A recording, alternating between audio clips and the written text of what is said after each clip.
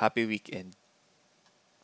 Para sa lahat ng Pilipinong bumabiyahe ng 4 hanggang 6 na oras kada araw para lang kumita ng 20,000 at may maibigay na pagkain at panggamot sa pamilya nila. Happy weekend.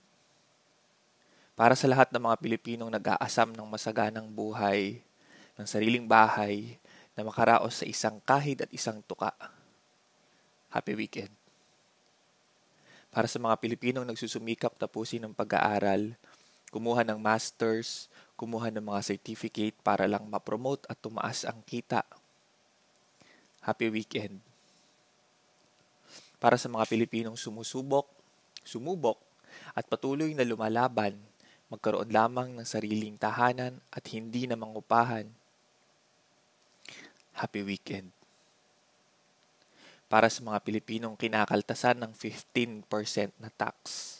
Para sa mga middle class na ramdam ang kaltas na 20 to 30% ng tax sa payslip nila.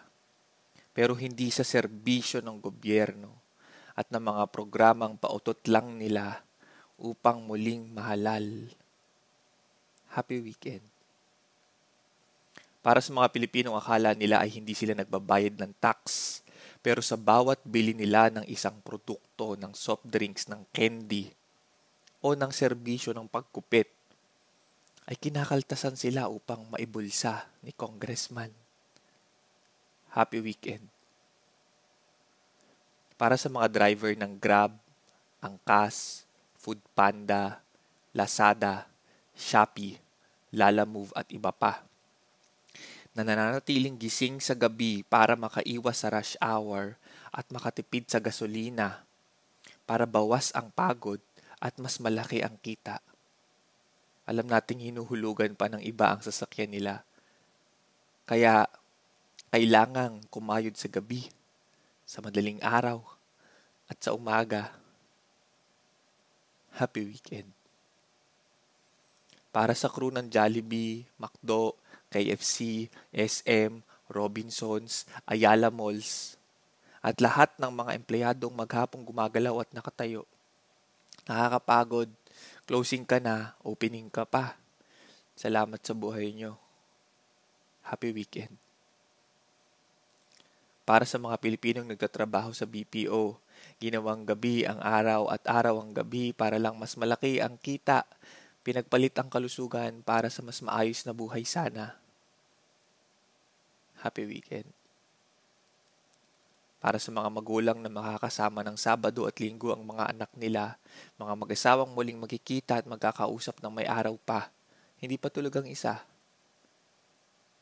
Happy weekend. Para sa mga Pilipinong i-scroll ulit ang kanilang Facebook, TikTok, Threads, YouTube, Instagram, at kung anumang social media app yan, at makikita ang mga pangyayari sa mundo, sa gobyerno, sa kapatbahay nila, sa tropa nila, sa dati nilang teacher, sa feeds ng mga troll na madalas pinaniniwalaan, kaya nanalo yung mga leader na may utang pa sa Pilipinas at di pa nila inaamin. Happy weekend. Para sa may mga negosyo na mas malakas ang kita dahil Sabado at Linggo, maraming taong mamasyal, magbubukas ulit sila ng tindahan sa weekend. Happy weekend. Pero para sa lahat ng mga Pilipinong sinisikap na mabuhay sa kabila ng init at ng baha, pagputok ng bulkan, sakuna, at kinurakot na kaban ng bayan, mga infrastrukturang hindi ipinagawa, mga resibong itinago at mga personalidad na nagtago. Patawad, ikulong nyo na kami, pababa na kami. Hindi kami karapat-dapat sa posisyong ito. Hindi nyo kami deserve. Maging mas matalino kayo sa pagboto. Huwag ninyo kaming iboto. Dahil hindi na kami makawala sa sistemang kami ang gumawa. Tulungan ninyo na lang kami lahat na matanggal sa posisyon.